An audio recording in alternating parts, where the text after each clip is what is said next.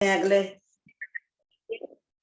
सभी लोग अपने आसन पर बैठ जाएं, पद्मासन लगाएं। पद्मासन में, सुखासन में, सीधासन में, जैसे भी आप बैठ सकते हैं। आधे घंटे की साधना जिसमें आपको हिलना डुलना ना पड़े। दोनों हाथ ज्ञान मुद्रा में, रीढ़ गर्दन सीधी, नेत्र कोमलता से बंद। आधे घंटे के लिए आपको नेत्रों को नहीं खोलना है, केवल कानों से सुनना है और अपनी क्रियाओं पर ध्यान देना है। उसके लिए अभी आपने हंसी का अभ्यास लिया है, चेहरे पर मुस्कुराहट रहे अंत तक। गहरे लंबे सांसों का अभ्यास 2 से 3 बार करेंगे। पहले सांसों को थोड़ा धीरे धीरे खाली करें, अधिकतम सांस खाली करें। नाभि को रीढ़ मूल की ओर ले जाएं, ढीला करें, धीरे धीरे सांस भरें। इसी अभ्यास को 2 से 3 बार दोहराएं। सांस भरें, खाली करें। गहरे लंबे सांसों का भी अभ्यास हो जाता है, सांसें भी हमारी सामान्य हो जाती हैं।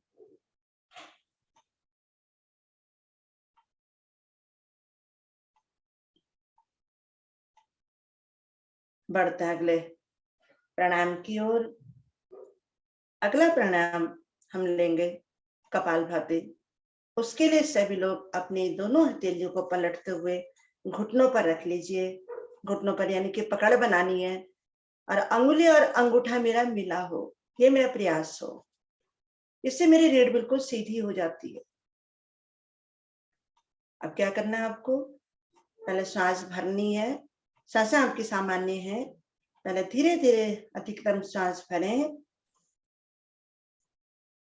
मूलबंध लगाएं और नासिका से सांसों को बाहर की ओर छिटकना प्रारंभ करें।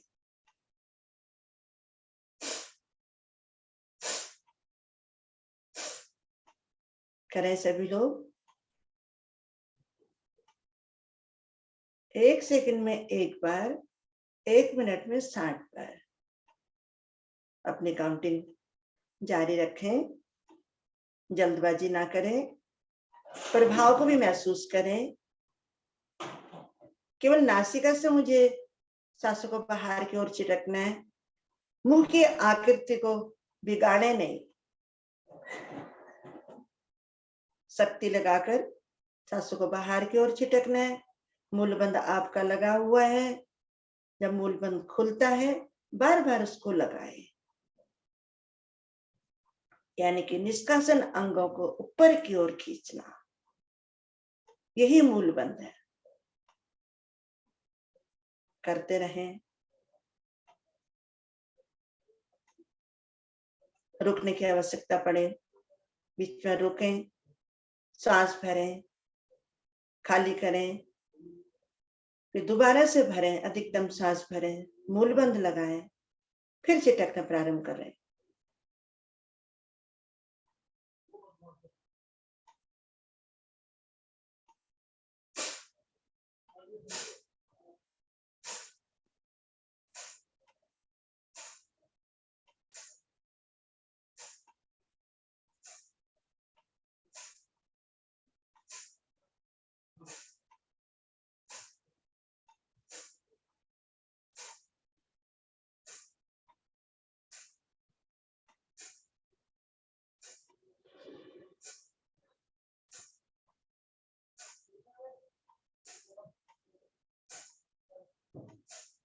करते रहें, दोहराते रहें इसी को। कपालभाति बहुत ही अच्छा लाभ मिलता है इससे। जब हम सांसों को बाहर की ओर छिटकते हैं, जो भी अंदर हमारे विकार होते हैं वो झटके से बाहर आते हैं। मेरे मस्तिष्क के दोष दूर होते हुए मेरा चेहरा चमकता है, कपाल पर ललाहट, एक नई ऊर्जा में अंदर से उत्पन्न होती है जब हम कपालभाति का अभ्यास लेते हैं।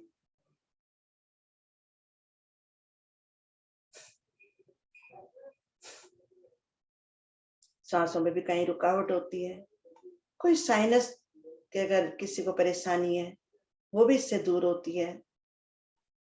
सांस लेने में कई बार नासिका के अंदर जो है मांस बढ़ने के कारण नहीं ले पाते, लेकिन इस अभ्यास से धीरे धीरे वो भी समाप्त होने लगता है, जिससे हम आराम से इसका अभ्यास ले सकते हैं।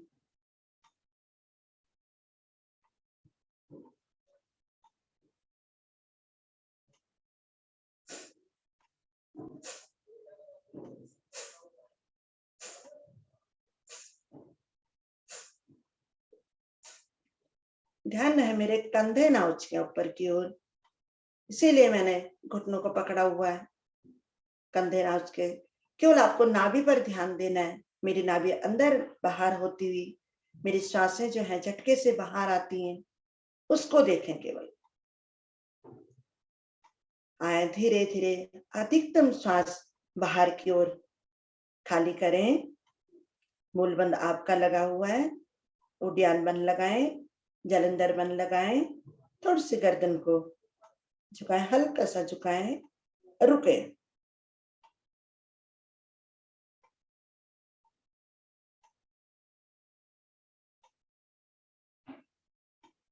सामर्थ्य के अनुसार रुके, ना रुका जाए। धीरे धीरे ऊपर से बंदों को खोलते हुए जालंधर बंद खोलें, उड्डयन बंद खोलें और मूल बंद खोलें। सांसों को नॉर्मल करें। फिर एक बार अधिकतम सांस भरें। आंतरिक कुंभक में रुकना है मुझे, उसके लिए भरें सांस।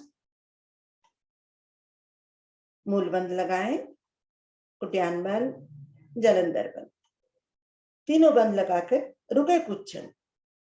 आंतरिक कुंभक में रुकना है, कुंभक ही प्राणायाम है। रुके कुछ क्षण।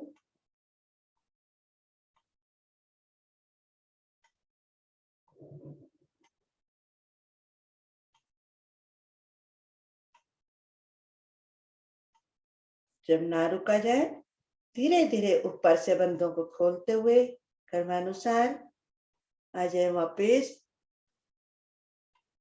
सांसों को नॉर्मल करें। महसूस करें कपालभाति प्राणायाम से मुझे कितने लाभ मिलते हैं, महसूस करें उसको। कोई भी हम प्राणायाम करते हैं तो उसको कुछ क्षण का विश्राम लें, उसका अवलोकन करें। हाँ, बढ़ते हैं अगले आसन की प्राणायाम की ओर। अनुलोम विलोम के लिए, उसके लिए दोनों हथेलियों को ले आए ज्ञान मुद्रा में। दाएं हाथ से प्राणायाम मुद्रा बनाए। सभी पुराने साधक हैं। अंगूठा दाएं नासिका पर, अंगुलियां बाईं ओर। अब अंगुलियों का स्पर्श हटाएं। धीरे धीरे बाईं ओर से सांस भरना प्रारंभ करें। अधिकतम सांस भरें और अंगूठे को हटाएं, अंगुलियों का दबाव दें, अंगूठे को थोड़ा सा ऊपर करें और धीरे धीरे दाईं ओर से सांस को बाहर की ओर, अधिकतम सांस बाहर की ओर खाली करें।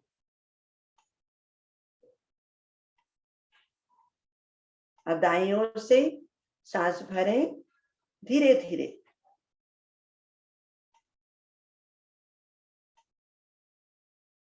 अंगूठे से दबाव दें, अंगुली की ओर से धीरे धीरे सांसों को अधिकतम सांस खाली करें बाहर की ओर। अब इसी क्रिया को दोहराएं। बाईं ओर से मुझे सांस भरनी है, दाईं ओर से बाहर की ओर निकालनी है, दाईं ओर से भरनी है तो बाईं ओर से बाहर की ओर निकालनी है। इसी क्रिया को दोहराएं।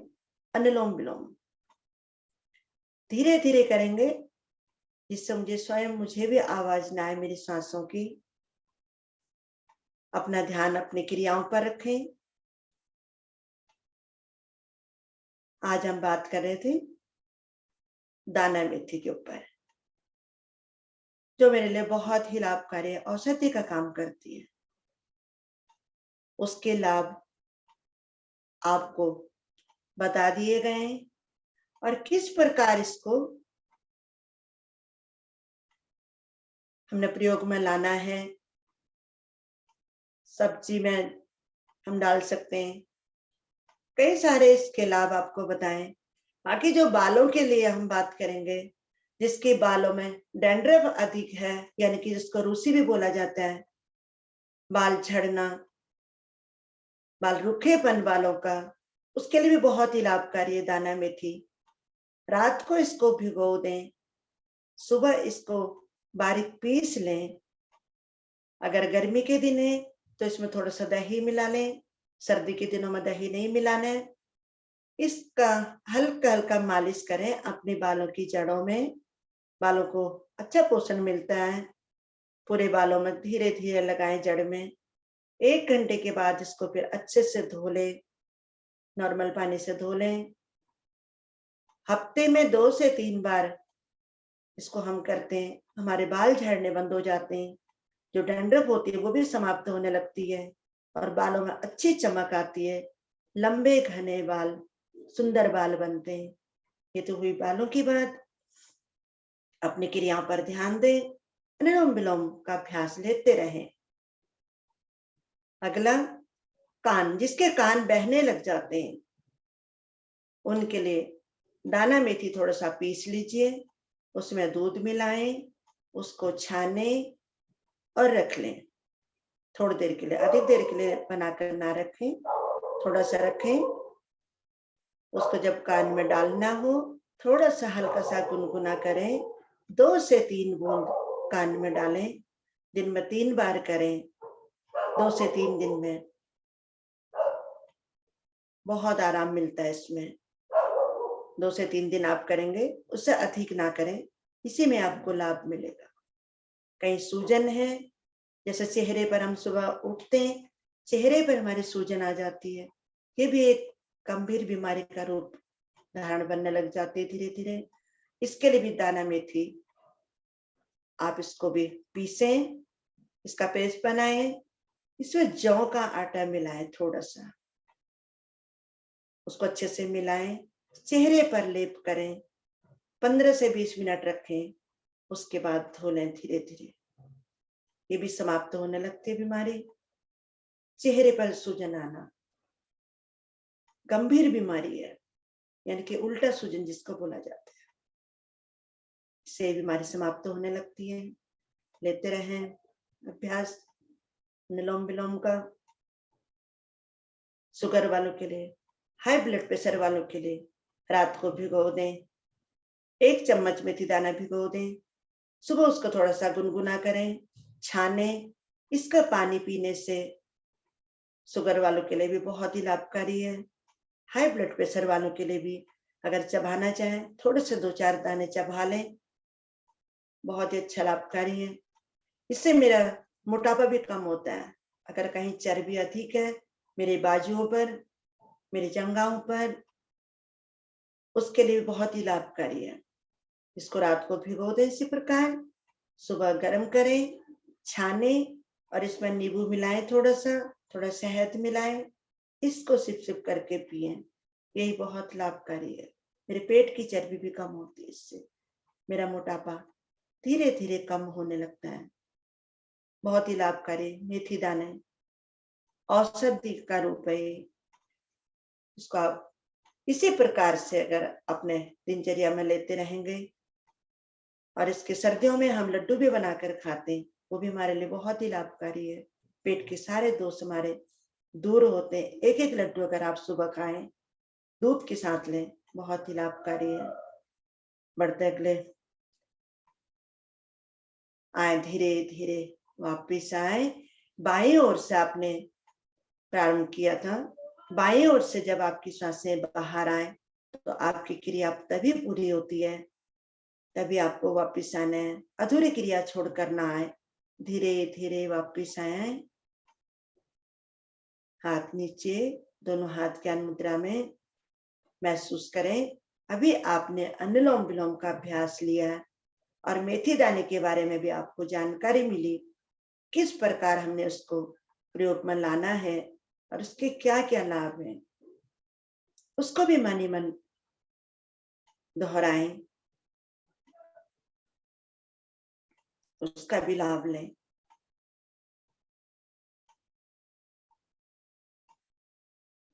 बढ़ता है अगला आसन की ओर, प्राणायाम की ओर।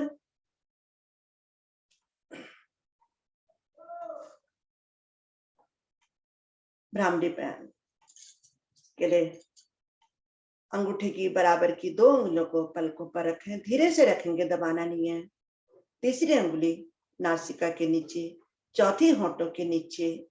सांस भरें, अंगूठे से कानों के अंदर दबाव दें, कान बंद करें। धीरे धीरे ओम की ध्वनि अंदर ही अंदर गुंजन करें, ओम का, उसको भी महसूस करें। मस्तिष्क में कितना सुंदर प्रभाव पड़ता है। 3 बार करेंगे, क्रिया को पूरा करते हुए धीरे धीरे वापस आएंगे।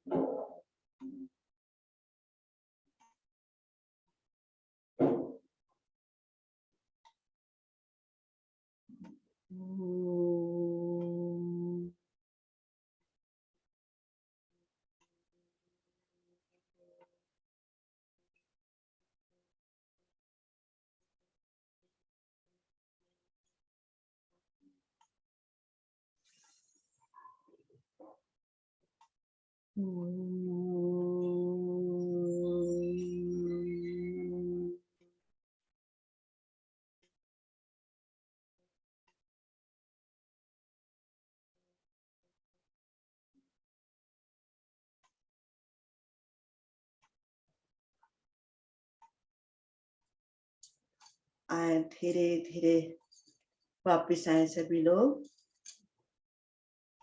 शांत बैठे, दोनों हाथ ज्ञान मुद्रा में, नेत्र कोमलता से बंद। अब ध्यान में जाने के लिए एक ओम की ध्वनि,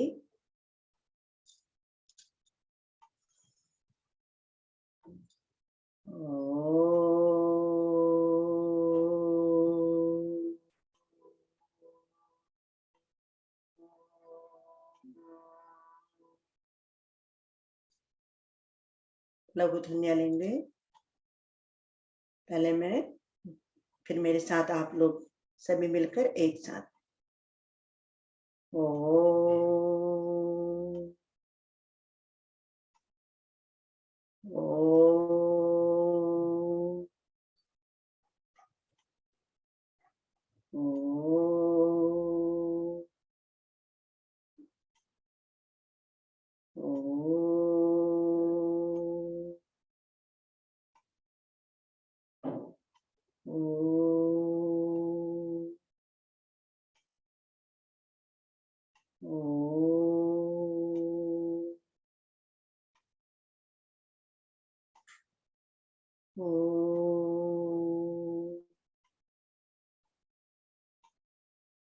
अपने ध्यान को लाए आज्ञा चक्र पर, ओम का उच्चारण करते रहें।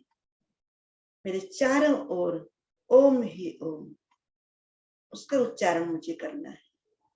जहां देखें ओम,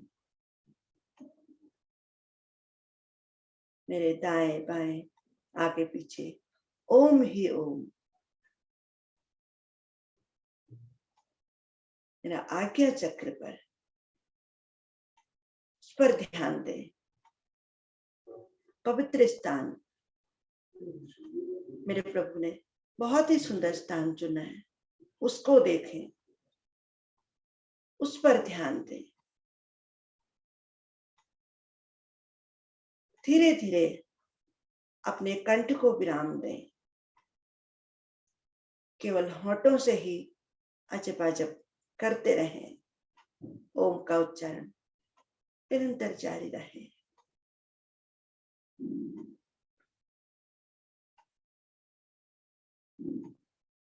ओम उच्चारण की माला मुझे फेरनी है। अब होठों को भी विराम दें, केवल अपने प्रभु को निहारें और अपने श्वासों पर ध्यान दें। मेरी सांसें किस प्रकार आ रही है, सारे विकारों को लेकर किस प्रकार बाहर जाती है। मेरे उस परम पिता परमेश्वर ने जिन्होंने मुझे सुंदर शरीर दिया है,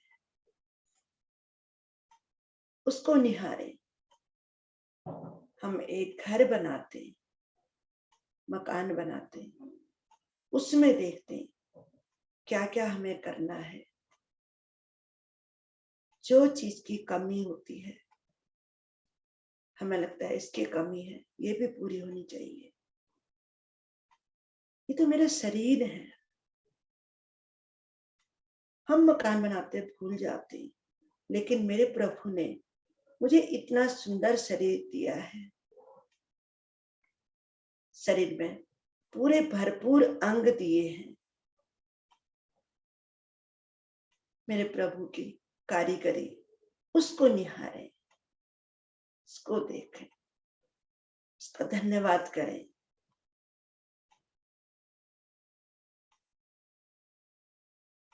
प्राण मेरे शरीर के अंदर जिस प्रकार एक खाली मकान में किराएदार को हम बोलते हैं, भाई आप रहेंगे, साफ रखें और टाइम से किराया दें, उसी प्रकार मेरा शरीर, अगर आप इसको साफ रखेंगे, शुद्ध रखेंगे, प्राण आपके अंदर रहेंगे। अगर साफ नहीं रखेंगे, गंदगी रखेंगे, गंदे विचार हमारे अंदर आते हैं, दूसरे के लिए हम बुरे विचार लाते हैं, तो हमारे प्राण तुरंत बाहर निकल जाते हैं। जिस प्रकार हम किराएदार को बोलते हैं, भाई आप गंदगी रखते हैं, आप नहीं रह पाएंगे, आप खाली कर दीजिए, उसी प्रकार हमारा प्राण, जिस प्रकार हम किराएदार को बोलते हैं किराया टाइम से देते रहें, आप ठीक रहेंगे, उसी प्रकार हमें अपने शरीर को स्वस्थ रखना है, शरीर को बनाए रखना है। प्राणायाम के माध्यम से हमें इसको स्वस्थ रखना है, खुद भी स्वस्थ रहें, औरों को भी स्वस्थ रखने की प्रेरणा दें, योग से जुड़े, ध्यान से बाहर आने के लिए मेरे प्रभु का धन्यवाद करें। सुंदर तन मन, सुंदर शरीर देने के लिए एक ओम की ध्वनि ध्यान से बाहर, वैदिक प्रार्थना तो शांति पाठ के लिए सभी लोग मिलकर ओम की ध्वनि।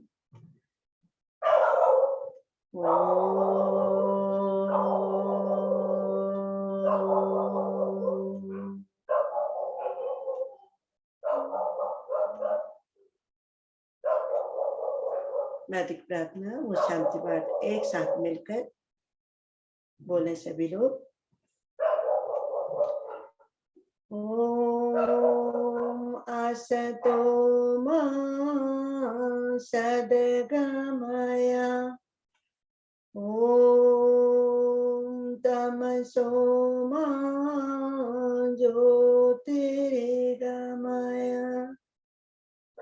ओम विद्युर्मा अमृतं गमय, सर्वेषां स्वस्तिर्भवतु, सर्वेषां शान्तिर्भवतु, सर्वेषां मङ्गलं भवतु, सर्वेषां पूर्णं भवतु, लोका समस्ता सुखिनो भवन्तु, सर्वे भवन्तु सुखिनः, सर्वे सन्तो निरामया, सर्वे भद्राणि पश्यन्तु, मा कस्यचित् दुःखभाग् भवेत्। ओम त्र्यंबकं यजामहे सुगंधिं पुष्टिवर्धनम्, उर्वारुकमिव वन्दना मृत्युर्मुक्षयमामृतम्। ओम शांति अंतरिक्षं शांति पृथ्वी शांतिराप शांति औषधय शांति वनस्पतय शांति विश्वदेवा शांति ब्रह्म शांति सर्वेदं शांति शांति रेव शांति सामा शांति रेधि ओम शांति शांति शांति। कुछ क्षण शांत बैठे, शांति पाठ को अपने अंदर समाहित होने दें। खुद भी शांत रहें, दूसरों को भी शांत रहने की प्रेरणा दें।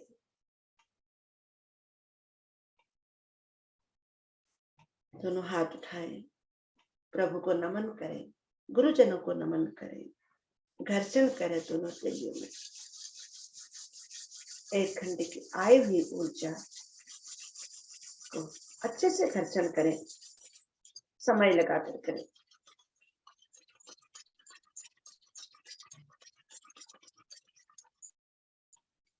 जब हथेलियां गर्म हो जाए, अपने चेहरे पर लगाएं, माथे पर लगाएं, पूरे शरीर में लगाएं। जहां भी कार्य वहां और अधिक घर्षण करें। आवश्यकता पड़े एक बार और घर्षण करें, कंधों में, घुटनों में, कमर में, जहां भी दर्द है वहां लगाएं। धीरे धीरे घर्षण करें।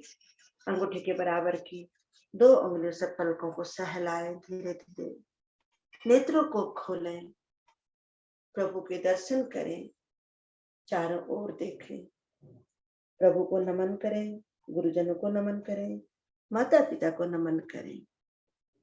सभी लोगों को नमस्कार, सभी लोगों का बहुत बहुत धन्यवाद। हरिओम रवि जी, धन्यवाद। हरिओम, बहुत सुंदर आपके द्वारा प्राणायाम और आपकी वाणी से बहुत सुंदर मधुर प्रार्थना एवं शांति पाठ। आपका धन्यवाद। सभी जुड़े हुए साधकों का आभार, धन्यवाद। और हम ऐसी जानकारी आप तक लाते रहें, आप ध्यान से सुनते हैं उसके लिए भी धन्यवाद। और ये जानकारी हम आपको देते हैं वो परम श्रद्धेय स्वामी रामदेव जी एवं आचार्य बालकृष्ण जी की जो बुक है औषधि है, वहां से ये जानकारी हम आपको प्रोवाइड करवाते हैं। तो आप सब हमारे साथ जुड़ते रहें और इसी प्रकार योग साधना से जुड़े रहें, डेली जुड़े और नियमित रूप से योग साधना करें। धन्यवाद। कोई कमी रह गई हो तो जुड़ी हुई, क्योंकि आज मैंने नहीं, कोई कमी नहीं रहेगी, नहीं कोई कमी नहीं रहेगी। और हमारे साथ आदरणीय नीलम शर्मा जी जुड़ी हुई हैं जो पतंजलि से है, स्वाभिमान से। आपका भी स्वागत है। और आगे हमारे साथ मार्गदर्शन के लिए आदरणीय सर आए, हमारा मार्गदर्शन करें। ओम। हरिओम जी, नमस्कार सभी को, सभी का स्वागत। और सर्वप्रथम आज की पूरी टीम जिसमें आदरणीय रवि देवल जी, आदरणीय आरती देवल जी और लक्ष्मी पांडे जी, और बहुत सुंदर जानकारियां आपने हमें दी। और उम्मीद है जिसको जिस प्रकार का कष्ट होगा उसने उस जानकारी को अपने लिए एकत्रित कर लिया होगा और उस मेथी दाने का उपयोग से आप अपने आप को स्वस्थ कर सकते हैं। तो बहुत बहुत धन्यवाद आदरणीय रवि जी और उनकी टीम, बहुत सुंदर जानकारी फ्राइडे के दिन हमें देने के लिए। इसके अतिरिक्त आज एक विशेष, बल्कि बहुत ही विशेष पर्व मकर संक्रांति, और मकर संक्रांति का पर्व जो है पूरे भारतवर्ष में मनाया जाता है। नाम कुछ अलग अलग होते हैं, कहीं पोंगल कहा जाता है, कहीं उत्तरायण कहा जाता है, कहीं पर खाली संक्रांति कहा जाता है, कहीं पर खिचड़ी पर भी कहा जाता है। पतंग उड़ाने का भी पर्व कहा जाता है। तो अलग अलग नामों से इसे कहा जाता है, मनाया जाता है, धूमधाम से मनाया जाता है। और इस पर्व के बारे में जैसा कि कुछ मान्यता ये है कि सूर्य दक्षिणायन से उत्तरायण की ओर जाता है। तो इसके बारे में अगर कोई बताना चाहे कि ये दक्षिणायन और उत्तरायण क्या है, तो स्वागत है।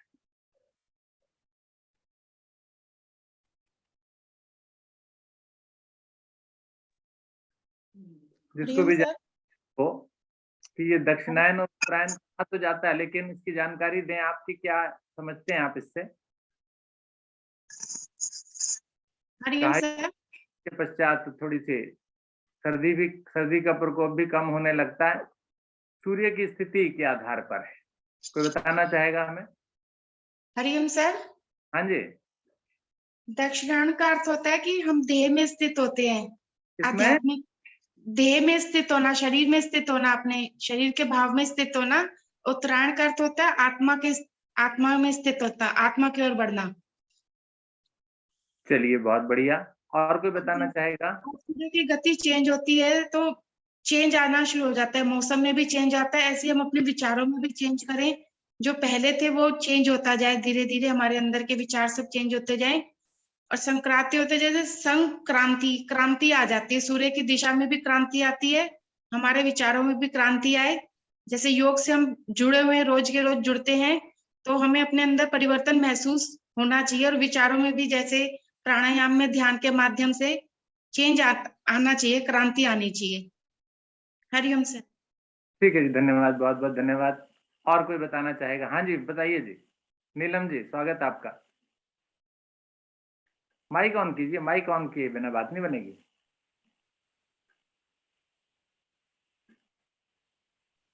जी, धन्यवाद।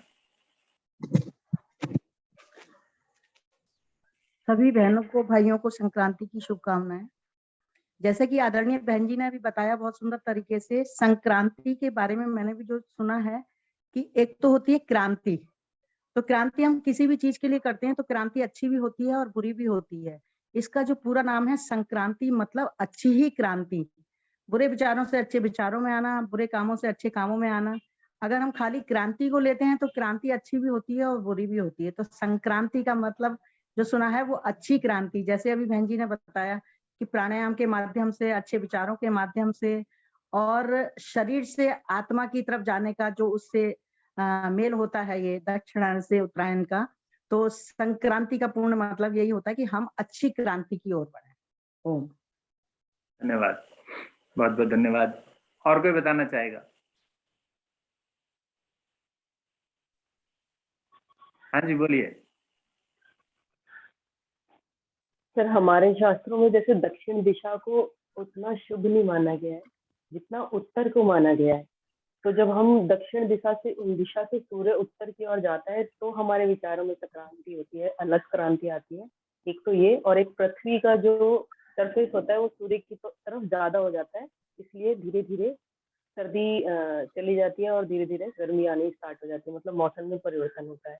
और दूसरी बात कि आज के दिन जो किसान के लिए हार्वेस्टिंग पर्व होता है ज्यादातर, जैसे लोहड़ी का पंजाब में होता है, तो और यूपी वगैरह में जो है आज के दिन से फसल को काट कर तो उससे मनाना शुरू करते हैं। जैसे पोंगल आपने बोला ना, तो वो नया चावल बनता है उसके अंदर, तो अपना धान की फसल को काटते हैं और नए चावल का को बनाते हैं और फिर वो पोंगल पोंगल ऐसे मतलब कुछ साउंड करते हैं, तो ये ऐसे मनाया जाता है। पर इतना ही बताइए सर। इसके अलावा और कुछ सुनाना चाहेंगे आप? हाँ जी सर, जैसे बहुत सारी मान्यताएं हैं, जैसे आप कह रहे हैं सूर्यदेव का पर्व होता है, तो सूर्यदेव आज के दिन अपने पुत्र शनिदेव से मिलने जाते हैं और इसीलिए खिचड़ी का प्रावधान है। अभी तो हम लोग मूंग की दाल की खिचड़ी खाने लगे हैं, लेकिन उड़द की दाल की खिचड़ी का ज्यादा महत्व होता है यहाँ पर, क्योंकि उड़द की दाल जो है वो शनिदेव से रिलेटेड होती है और शनिदेव को उड़द की दाल पसंद होती है, चढ़ाते भी है। धार्मिक मान्यता तो इस तरह से। और दूसरी मान्यता ये है कि तिल और गुड़, जैसे कि तिल बहुत ही छोटा होता है लेकिन अपने आप में बहुत ही ज्यादा गुणवान होता है, और जब वो गुड़ के साथ मिलता है तो आप उसको बिल्कुल भी अलग नहीं कर सकते। तो हमें अपने परिवार से या अपने मित्रगणों से या फिर जो भी समाज है उसके साथ इसी तरह मिलकर रहना चाहिए, मिठास के साथ मिलकर रहना चाहिए। कि तिल भर भी किसी भी प्रकार का कोई द्वेष या किसी भी प्रकार की गलत भावना हमारे मन में ना रहे इस तरह से। और सर स्नान का महत्व होता है, सुबह ही आज के दिन नहाना होता है अंधेरे ही। जी तो पापा जी है नहीं, लेकिन पापा जी तो सुबह ही हमें आज के दिन मिला देते थे, सुबह सुबह ही नहा लो, सुबह सुबह ही नहा लो। और सर एक वैसे मजाक है ये कि जो संक्रांत के दिन नहीं नहाता वो अगले जन्म में गधा बनता है। मतलब वो बच्चों को इस तरह से बोलते थे कि अगर आज ही नहाएगा तो गधा बनेगा। तो गधा नहीं बनना किसी ने भी। जाइए अपना गीजर ऑन कीजिए और स्नान कीजिए सर्वप्रथम। जिन्होंने कर लिया है उनको बधाई, और जिन्होंने नहीं किया है वो आज स्नान किए बिना। तो बहुत सुंदर। सर ये ऐसे मजाक है, मुझे नहीं पता कि सच में, क्योंकि आज के दिन ठंड बहुत है। मजाक भी कर दिया तो उसको मजाक को सभी सीरियसली लें, और साथ ही साथ प्रत्येक आज स्नान करें, जरूर करें अगर नहीं किया है तो। सर और आज के दिन ही सर गंगा जी जो है सागर में जाके मिली थी, इसीलिए गंगा सागर पर मेला लगता है। और नदियों में स्नान करने का महत्व है। अब नदियों पे नहीं जा सकते तो नदी का जल आप अपने जल में मिला लीजिए। हाँ सागर। और साथ ही साथ गंगा नदी को लाने वाले कौन से ऋषि थे? भागीरथ। हाँ भागीरथ, उनके द्वारा उनका साथ का भी कुछ कहानी है। चलिए सर तो हरिओम। इसके अतिरिक्त कोई भजन आदि अगर कोई करना चाहे, सुनाना चाहे तो प्लीज आए और अपना भजन प्रस्तुत करें। रखें उसे, कोई भी एनिमल, या और किसी प्रकार की कोई चर्चा बताना चाहे तो बता सकता है।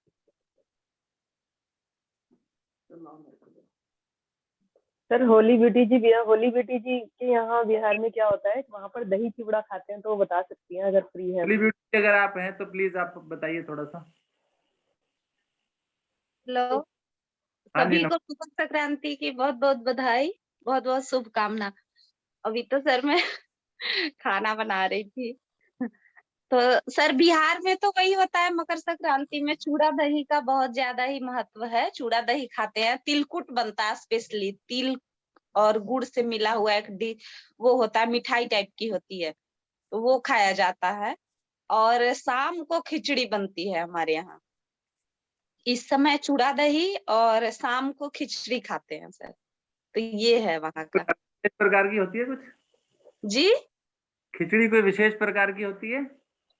हाँ, उसी में सर हम लोग के यहाँ कुल्थी का दाल का रहता है कि कुल्थी का दाल जरूर मिलाते हैं उसमें। कुल्थी जो स्टोन वगैरह के लिए सही होता है ना, मतलब स्टोन जिससे खत्म होता है, तो वो वाला जाड़ा में दाल बहुत फायदेमंद होता है। तो कुल्थी का दाल इस समय नया नया आता है कुल्थी, तो उसका बनाते हैं खिचड़ी। ये है। ठीक है ठीक है। कुछ भी मिला सकते हैं, वैसा कुछ नहीं है, मतलब खिचड़ी का मेन है। खिचड़ी तो कई तरह से बनती है सर। नहीं कुछ विशेष भी होता है ना, कुछ जैसे अभी मूंग की दाल की बता रही थी, हमारे घर में चने की दाल की बनती है। अच्छा, हमारे यहाँ सर वही कुल्थी के दाल का है महत्व। जी ठीक है ठीक है ठीक है। चलिए इस पहले आप बहुत बहुत धन्यवाद। भजन हम प्रस्तुत कर देते हैं। मैडम जी हमारी। नमस्कार सभी को। ओम जी। और मैं नहा भी चुकी हूँ सुबह 6 बजे ही, तो इसलिए गधा नहीं बनूंगी अगले जन्म में, ऐसी उम्मीद है। जी मैं भी नहा चुकी हूँ, दोनों नहीं बनेंगे। ऋतुएं बदल रही हैं, सूर्य दक्षिणायन से उत्तरायण की ओर जा रहा है, और इसने हमारे मनों के अंदर उल्लास भर दिया है, खुशियां भर दी हैं। तो हमारा अंग अंग इसके लिए कैसे प्रभु का धन्यवादी है, इन्हीं शब्दों को मैं बता रही हूँ।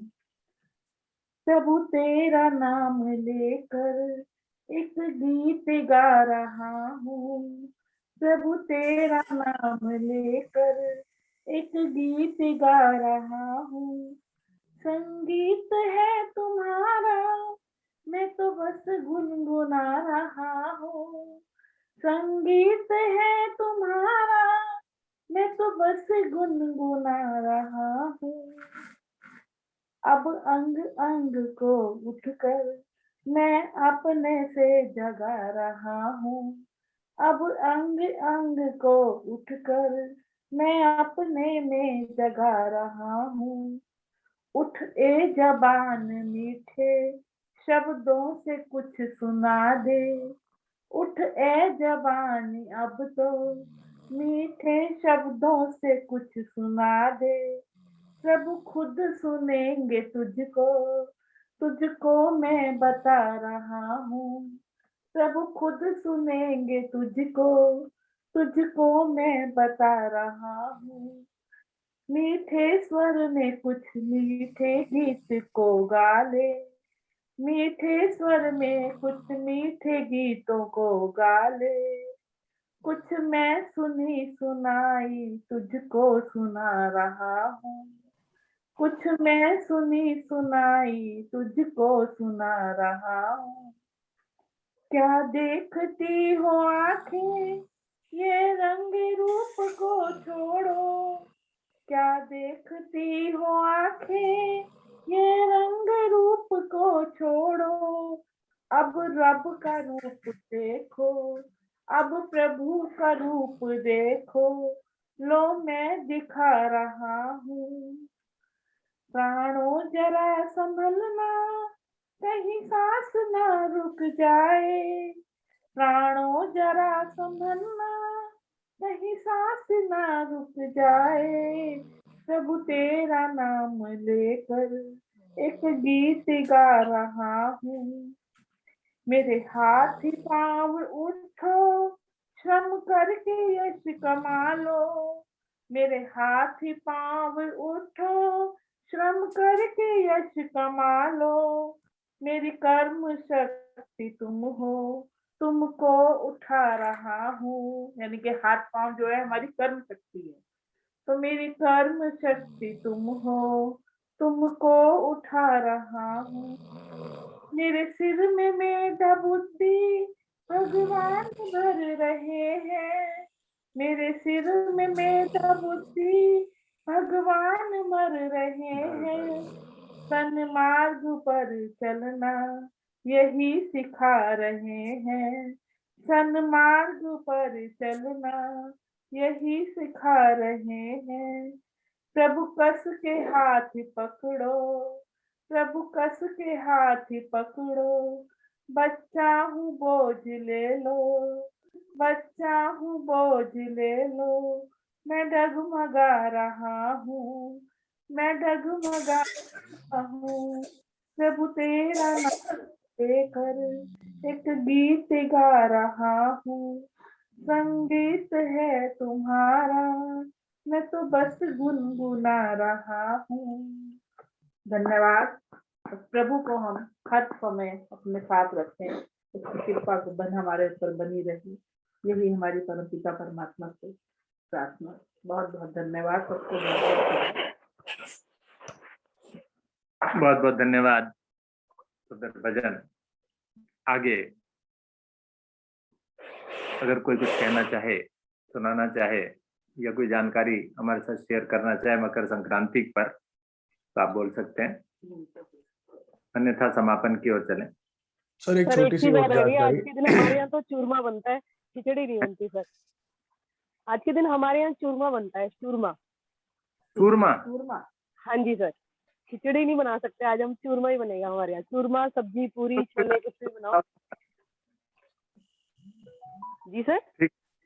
हाँ जी रवि जी, आप कुछ कहना चाह रहे हैं? मैं ये कह रहा था सर, आपके धार्मिक और विज्ञान के थ्रू हमने जो अभी बात करी, इसकी धार्मिक और वैज्ञानिक परंपरा भी है, साथ में इसकी आयुर्वेदिक परंपरा भी है कि अगर इसको खिचड़ी पर्व कहते हैं, आयुर्वेदिक के अकॉर्डिंग अगर बात करें तो तिल और गुड़ का आज के दिन सेवन किया जाता है, तो इससे हमारा इम्यूनिटी सिस्टम भी अच्छा बनता है।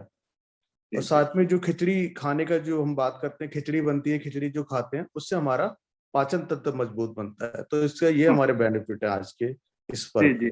जी धन्यवाद। खिचड़ी के बारे में मैं भी बताऊं थोड़ा सा। खिचड़ी जो है वो आपको, जैसे अभी रवि भाई ने बताया कि पाचन तंत्र मजबूत होता है, या ये कहा जाता है कि मौसम में परिवर्तन जब होता है ना, तो हमारा पाचन तंत्र थोड़ा गड़बड़ होता है। तो पाचन तंत्र जब गड़बड़ होता है तो ऐसी स्थिति में भारी चीजें तो नहीं खा सकते, तो हल्का भोज्य पदार्थ जो कि खिचड़ी है उसका सेवन करने की परंपरा रखी गई है। ठीक है, बहुत बहुत धन्यवाद रवि भाई आपका, और चूरमा बनाने के लिए शालिनी जी का भी धन्यवाद। इसके अतिरिक्त और भी कोई कुछ कहना चाहे, बोलना चाहे, बताना चाहे, तो जानकारी देना चाहे तो स्वागत है आपका।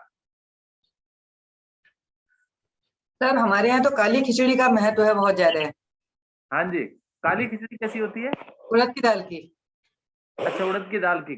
जी, और उसी का ही दान होता है, और उसके साथ पापड़, अचार, नमक, मिर्च, तिल की गजक वगैरह ये सब दान होते हैं। तिल के लड्डू बनते हैं, इन सब चीजों का, मूंगफली के लड्डू बनते हैं, और परमल के लड्डू बन के बेटियों के घर और सबके घर भी ये हमारे यहाँ बड़ी धूमधाम से चलता है ये सब। तो कोई बात नहीं, हमारे यहाँ में भिजवा दो। बिल्कुल, आप भी भाई जैसे हैं। लेकिन सर ऐसा है कि जब मेरी शादी हुई थी तो माता पिता इधर आ नहीं सकते थे, तो वो मनी ऑर्डर आता था।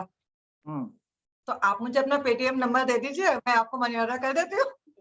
नहीं, पैसे नहीं चाहिए हमें, हमें तो भाई हाथ से बना हुआ सामान चाहिए। नहीं, हमारे पिताजी जो हैं, जब हम नहीं आ पाते थे, अब जैसे कोरोना काल चल रहा है, मैं आपके पास आ तो नहीं सकती ना। नहीं, वो भी मनी ऑर्डर तो वो भी हो जाएगा। वो कहाँ, आज के दिन तो नहीं पहुंच पाएगा ना। चलिए कोई बात नहीं, तो मजाक वाली बात थी। कोई बात नहीं, आप बता दीजिए, हम अपने आप ही बना लेंगे, खा लेंगे। ठीक है जी। हमारे यहाँ तो काली खिचड़ी जो है वो गरीबों को भी दी जाती थी, ताकि वो अपने घर में भी बना के खाएं। जी। तो हमें याद है कि हमारे यहाँ 5 किलो चावल या कुछ दाल मिला के रख ली जाती थी, और जो भी मांगने वाले पहुंच जाते थे, बिल्कुल ठीक, कोई दान दिया जाता था जी, काली खिचड़ी का। जी जी। चलिए, बहुत सुंदर जानकारी आपने भी उपलब्ध कराई, तो धन्यवाद आप सभी का। और अच्छा, एक बार पापड़ भी हमारे यहाँ उड़द की दाल के दान होते थे उसमें। नहीं, वो तो गुप्ता जी हैं हमारे, तो खाने पीने का तो पूरा सामान परफेक्ट रहता होगा। मैं गुप्ता जी की नहीं, मैं अपने पापा की बात बता रही हूँ। नहीं, देखो मैं तो अगर बुरा ना माने तो थोड़ा सा मैं ये कहूँ कि जो हमारे ये गुप्ता, बनिया, जैन, ये लोग जो होते हैं ना, जरा खाने में थोड़ा चूजी भी होते हैं और परफेक्ट रखते हैं अपने आप को, इस तरह की चीजें ज्यादा खाते हैं ये लोग, ऐसी मेरी मान्यता है। सर आजकल तो बनिया जो है ना, मूंग की दाल की खिचड़ी खाने वाले बनते जा रहे हैं ज्यादातर। अच्छा, चलिए। नहीं नहीं, चलिए ठीक है, धन्यवाद। तो आदरणीय गुप्ता जी, समापन की ओर ले चलिए हमें। धन्यवाद आदरणीय अरोड़ा जी। और कहना चाहें तो आप भी। आज की इस सुंदर साधना में जो थी, इस विशेष थी। आशा है सभी ने आज की सुंदर साधना का और आज की जो महत्वपूर्ण जानकारी जो थी उसका भरपूर आनंद लिया होगा। और सबसे अधिक आनंद जो है वो हमारी योग साधना के बाद जो हमारे आदरणीय अरोड़ा जी के साथ जो चर्चा का मैं सम्मिलित होने का जो सौभाग्य मिला, इसका भी जो है आनंद सबने लिया होगा। बढ़ते हैं अब शुभ संकल्प की ओर। हे प्रभु, हे भगवान, हमें प्रेरणा दो, शक्ति दो। हम नित्य प्रतिदिन इसी प्रकार योग साधना में सम्मिलित होते रहें, औरों को भी निस्वार्थ भाव से सम्मिलित होने के लिए प्रेरित करें। सदा हम सच बोलें, कभी हमें क्रोध न आए।